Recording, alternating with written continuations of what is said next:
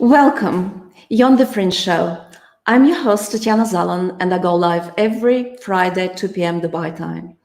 The Fringe helps you to navigate the rapidly changing world and increase the odds of your success. Here we talk about technology, startups, entrepreneurs, and mental models of successful people so that you too can take advantage of the opportunities in the new digital world. Today, I'm going to talk about DAOs, decentralized autonomous organizations, and whether they are the institutions of the future. We'll talk about what these DAOs are, how do they work, why they're so important, and I'll give you some examples as well. Let me just remind you that that's a live show, and so please be known, let yourself known to Facebook, allow Facebook to identify you, and please comment, ask questions as we go along in this rather interesting but a little bit difficult topic. So, decentralized autonomous organizations, what do we mean by that? And let me probably give you a definition of decentralized autonomous organizations, or DAOs, by Aragon.org. And, well, you know, I'm an academic, so I need to give you a definition. So a DAO, it's according to them, I'm reading this out, a DAO is an internet native entity with no central management, which is regulated by a set of automatically enforceable rules on a public blockchain, and whose goal is to take on a life of its own and incentivize people to achieve a shared common mission. So that's rather kind of a mouthful, but we will unpack it one by one. So, decentralized autonomous organization. Why is it decentralized? Because there is no central leadership. It's autonomous because the idea may take a life of its own, and it always does. And it is an organization. It operates along some set of rules. It is a very new approach to coordination. In the past, we used to have, cooperatives or maybe common stock companies, joint stock companies, kairetsu in Japan. And all of these corporate forms were designed for the evolution of trust between participants. And the idea of a DAO is not a theoretical concept, is not some kind of a science fiction. It does exist. Actually, there is a recent survey done by a group of people, I think, from the Bankless. And what they showed is that in September 2021, right now, many DAOs in the ecosystem have billions of dollars on them in capital and hundreds of creators working for these DAOs. So it's not sci-fi, it's a reality today for many organizations and for many creators as well. Probably one of the first DAOs was Bitcoin itself, but modern forms of DAOs typically include organizations built with smart contracts on the Ethereum blockchain. DAOs are what Vitalik Buterin, the co-founder of Ethereum, describes are organizations where you have automation at the center and humans at the periphery. In traditional organization, it's all vice versa, right? We have humans at the center and we're being helped by technology, but DAOs reverses this logic altogether. However, it still heavily relies on individuals because we do need humans to perform some tasks that automation doesn't. The very idea of the DAO was born somewhere in the mid-2010s, around the time when the Ethereum community was being built. And the DAO at that time was the groundbreaking idea of creating a computer-run organization. The business rules, they said, would be set in a computer program with the help of a code and executed with as little human interaction as possible. And because the organization itself would be built on a public blockchain, such as Ethereum at that time, decision-making and flows of funds would be fully transparent, uncensorable, and immutable. So that was the vision at the time in the mid-2010s. But at that time, it was all limited to cryptocurrencies, but DAOs themselves don't have to be limited to cryptocurrencies. It can be also extended to unmanned escrow services, incorruptible arbitration services, governments that no longer can ignore the constitution, even crowdsourced venture capital firms, and many, many more.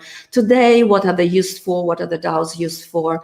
Fundraising, compensation, coordination, governance, development of projects and products, and marketing of these products and projects.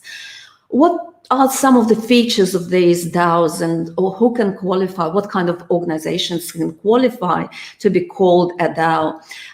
There have been some research done around that. What are the common features? And they appear to be, firstly, you need to have transaction tokens. So a DAO should contain valuable property in the form of tokens, and they can use these tokens for rewards as well as for voting rights. Automatic execution. So the DAO is an entity that acts independently. It cannot be influenced by any kind of external forces.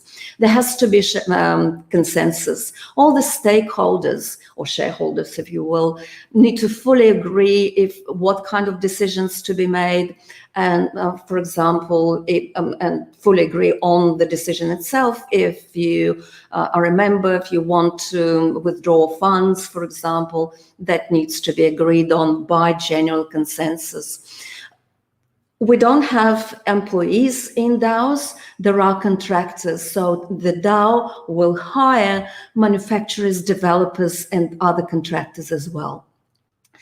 If you want to make a proposal, then you can do so. All decision-making in a DAO will start with a proposal, and this proposal will very often require some money to be put into it, and that's it's been made in order to prevent the overload of the network, so that it's not flooded with some senseless, not very interesting, not important proposals. And finally, voting, the last step here, the last characteristic. This step is really crucial, and activities will include such as money raising, investing, upgrades to the protocol, and that will only take place if the majority takes votes and vote for them. So let's have a look at how does a DAO work. Firstly, on these types of organizations, investors need somehow to pull money together. And this investment will give them voting rights on which project to spend the funds on. And these voting rights can be distributed based on the amount of the tokens called, on your contribution, or it can be done evenly. And the entire process of collection of funds is set in very specific concrete rules of operation, and that forms the backbone, the foundation of the smart contract. Initial funds are crowdsourced, and investors can be located from anywhere in the world. And once this contract is being deployed, then these organizations will function immutably, independent of the creators.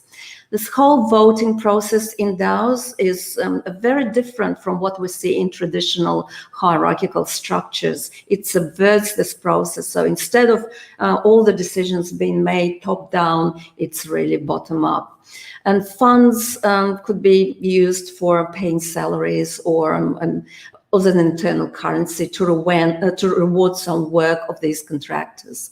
And probably it will be easier if we can illustrate this with a simple example. Suppose you're a part of a DAO and you submit a proposal and you want to allocate funds to a project that you love. For example, you want to say these 10K will go to a project such as protocol upgrade, or maybe you want to have better interoperability with other blockchains. So the DAO will then vote on this project, whether it's a yes or no. And suppose the DAO says, yes, your proposal is interesting, so they want to approve it. And this proposal will definitely include a smart contract. And let me explain very quickly what a smart contract is, just in case there are my fans, my followers there that don't know what a smart contract is. The easiest ways to describe a smart contract is just a digital mechanism that involves digital assets and two more parties, and some of these parties will put assets into this digital mechanism, and assets automatically will be redistributed among these parties according to a formula based on certain data, and these data are not known at the time when the contract is associated. Even if we break it down and make it even simpler, imagine a smart contract as you purchasing something from a vending machine.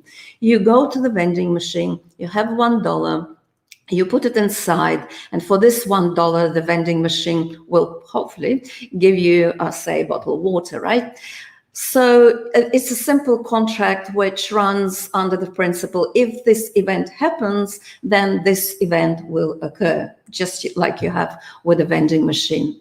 So going back to our example, if your proposal is approved, if the DAO says yes, then the smart contract will be executed and your proposal will be funded. It's probably important to realize that there is no such thing as 100% decentralization. It's not a dichotomy, it's a continuum, and each organization will have their own governance rules and their own degree of centralization or decentralization rather. The DAO itself is architecturally decentralized. Many participants in many different countries. But the execution logic, which is embedded in the smart contract, is definitely, or in the protocol, is definitely centralized. Why are DAOs important? Why do we have to worry about them? And let me quote, it's a direct quote from Eric Voorhees, who is one of the thought leaders in the blockchain space. He was an early adopter, a pioneer, if you will, in the crypto space. And he's also a startup founder. He founded Shapeshift, which I will be talking about later.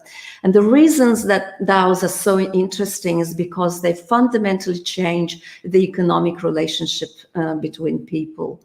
It's an important part of governance in all decentralized ecosystems.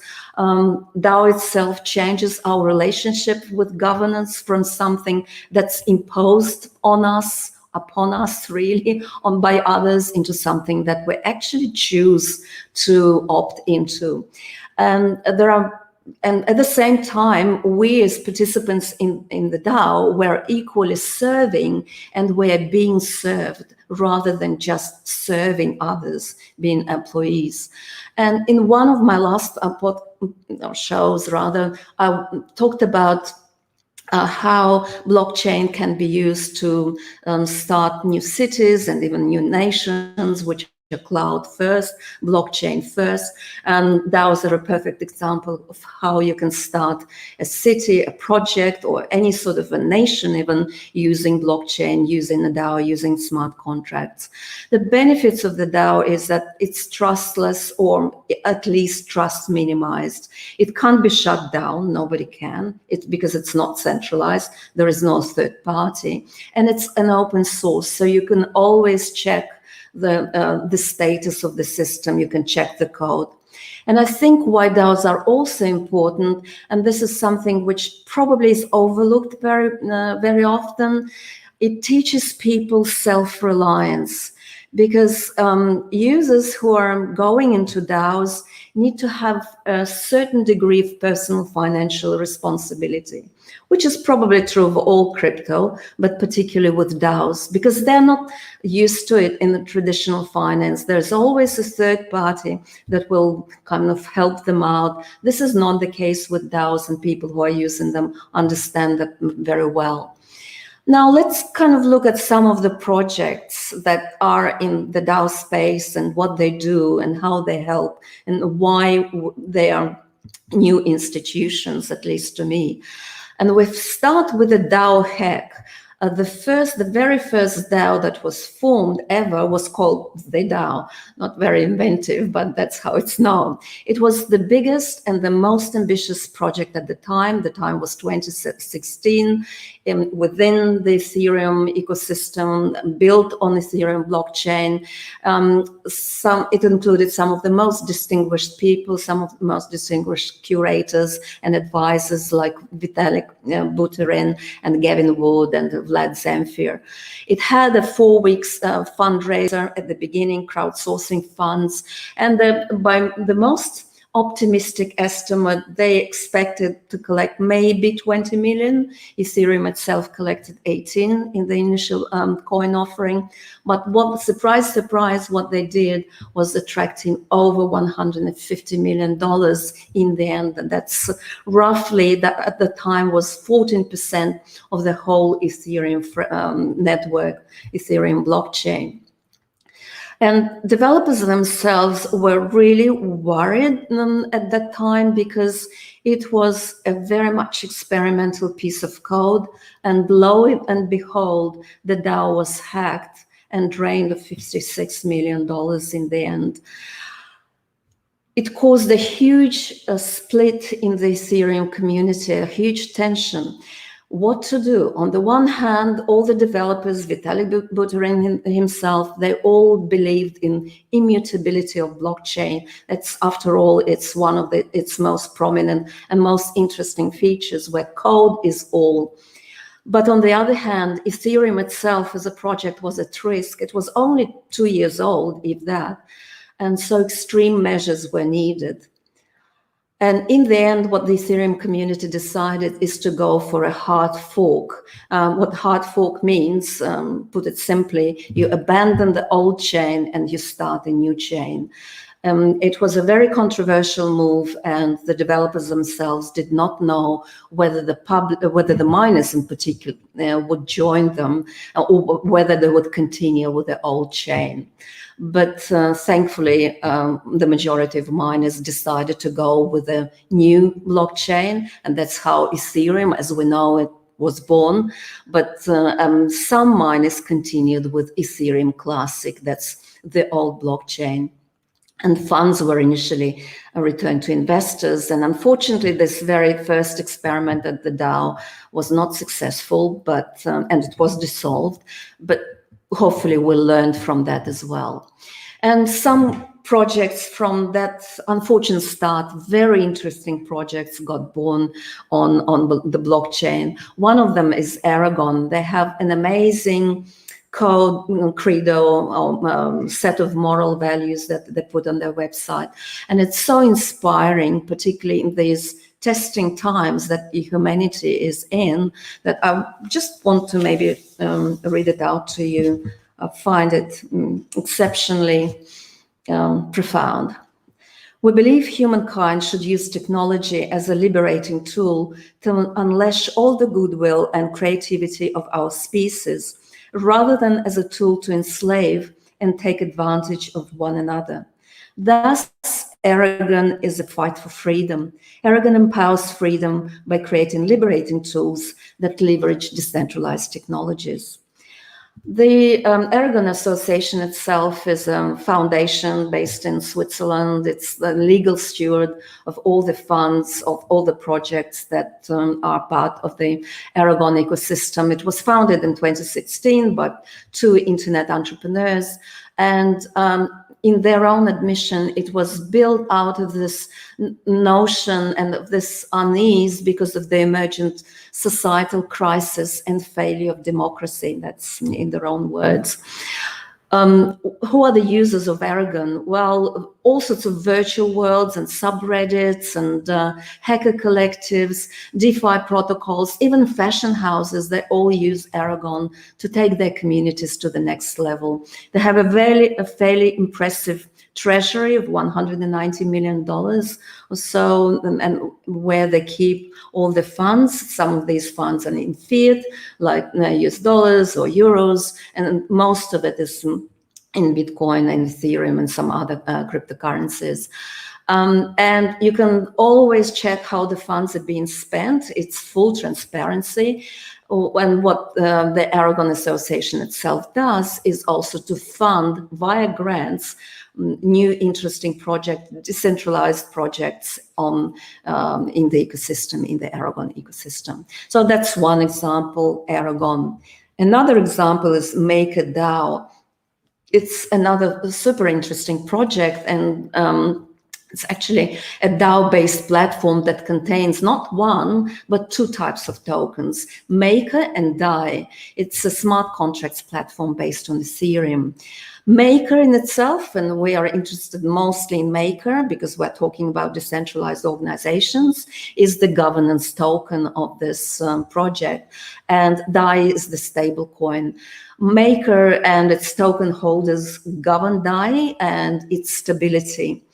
It is soft pegged to the US dollars. So if you're an owner of Maker, Maker token gives you a stakeholder position in the broader Maker ecosystem. You as a maker, with Maker as an owner, you're able to take part in the maintenance of the entire Maker ecosystem, and this includes the maintenance of their stablecoin DAI. The market's value of this company or project rather is determined by and closely linked to DAI, the stable coin. It's a DeFi project, so it's used in other DeFi projects like in lending protocols, Aave and Compound, decentralized exchanges like Uniswap and Curve, and it's used in derivatives platforms. What are some of the other things, interesting things that Maker token holders can do apart from on the governance and voting? Well, they can do things like, for example, trigger an emergency shutdown. What that means, they can stop and settle the protocol to enforce the target price, because remember it's pegged to the US dollar, in the case of an emergency. They can also modify DAI saving rate. They can choose a set of price oracles, and Price Oracle is a piece of software that connects your project to some information outside the blockchain, so it's off blockchain. It transforms the financial landscape by bringing transparency, speed, and accessibility to the industry. That's their kind of vision and mission. And the third example that I would like to give you is Shapeshift. And Shapeshift is particularly interesting because it's an organization that's moving from being a corporate entity into a DAO. Shapeshift is headed, or rather led, by Eric Voorhees. He doesn't consider himself as a founder anymore. He's just a leader of the project. It's Shapeshift itself. It's a company that offers global training to a variety of digital assets. It can be either on the web or you can use other mobile platforms. It's headquartered in Switzerland, but most of the operations are in the US. And it was probably one of the first companies that never actually requested any personal identification for you to use the platform, but they now and earlier they were required to do that because of regulation. And all this move is to keep in line with the credo, which is complete decentralization. They are not decentralized yet. They're in the middle of it. And they were really wondering how their own employees will take it, because they said, well, it's completely new and untested. It's very new to humanity. Are you coming on board? And many employees said, yes, we're coming on board. We want to be part of something bigger. So they closed their accounts, the corporation itself was dissolved, and they're of the opinion that DAOs cannot integrate with the traditional finance very well. All they will do, they will only hold crypto and stable coins for stability. Banks, because of that, have become completely irrelevant. They don't need DAOs and Shapeshift. They don't need office spaces. They don't need leases. If they want to pay someone like a lawyer or another contractor, they can just really send them money. There's no need for non-disclosure agreements or anything of that sort. And Eric Voorhees, as I mentioned, he's a thought leader. He has a very interesting statement as well about DAOs and why they're so interesting. It's hyper-capitalistic And thank goodness that's actually a system that's hyper-capitalistic, that is supposed to be what America was about, a free market capitalist country. The good thing about crypto is that unlike fiat and the banking establishment, it is purely voluntary, and the industry will remain peaceful, a peaceful place as long as self-custody is maintained. And before I wrap it up, I just want to mention a couple of issues which are around regulation, because these entities like DAOs, they don't have one piece of, or rather they're not located in one particular jurisdiction, right? So what are the issues there? We need to recognize that regulators are several years behind any technology, and to them DAOs is like a new world, and they're really at a loss, apart from pockets of jurisdictional enlightenment here and there across the world. But generally speaking, they're not that enlightened. And just to draw a parallel of how retarded regulation can be, do you know, and that's something that I learned recently about fax machines. When fax machines were first introduced, they were banned in the US because they were a threat to the monopoly of the US Postal Service. But because everybody was using them anyway, and certainly outside the US, business owners started using them, eventually regulation had to say, okay, well, you can use them. We are okay with that. But before DAOs can establish themselves as a company, there are still some legal challenges ahead. There is no one national location for a DAO. It can be decentralized. It is worldwide. And this really raises questions about what form of society a DAO would represent, as well as, well, what kind of laws a DAO and its stakeholders will be complying with. So I just want to emphasize here a couple of key points and maybe a few takeaways. So what do you think? Are DAOs the institutions of the future, with code at the center and humans at the periphery? It's up to you to decide. All I can say, we're still very early. Today, it's all about crypto. Tomorrow, many organizations from outside crypto can become DAO, can go DAO. DAOs are incredibly easy to set up. You don't need to go through this articles of incorporation and acquiring legal expertise and approval and so on and so forth. But DAOs at the moment are not a reliable source of income, so it's a big pain point for creators at the moment. However, the survey that I mentioned previously of DAOs around the world, they show that participants are actually very happy to be part of DAOs because they're feeling of fulfillment, meaning, purpose that's not found in traditional organizations. I hope you agree with me. And ownership, it's ownership of the DAO that fuels this empowerment and fuels the sense of satisfaction. And they're also at the bleeding edge of tech and culture. So that's a drawing point for them as well. So what is it for you there? Well, maybe you can participate in a DAO, become an investor. If you already have a blockchain-based project, if you're an entrepreneur and you're thinking DAO to DAO, not to DAO, well, maybe you should become a DAO. Many blockchain projects claim to be DAOs, decentralized, but actually they're not. They're very centralized, and they're decentralized in the name only, or DAO, as we call them. So I hope you got a little bit of an insight into what the future of institutions might look like. I'm not saying it will, but it might. And thank you for joining. And I will see you on the Fringe next Friday at 2 p.m. Dubai time. Thank you.